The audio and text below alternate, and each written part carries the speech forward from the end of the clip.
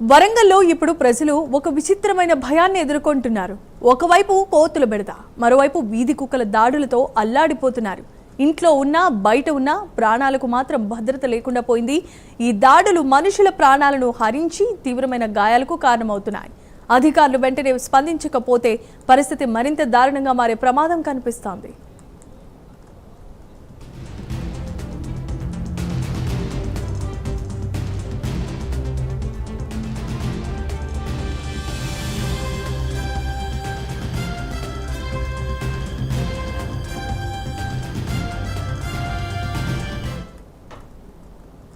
వానరసేనల ఆకలి దాడులు, వీధి కుక్కల స్వైర విహారం ప్రజలను అడలెత్తిస్తున్నాయి.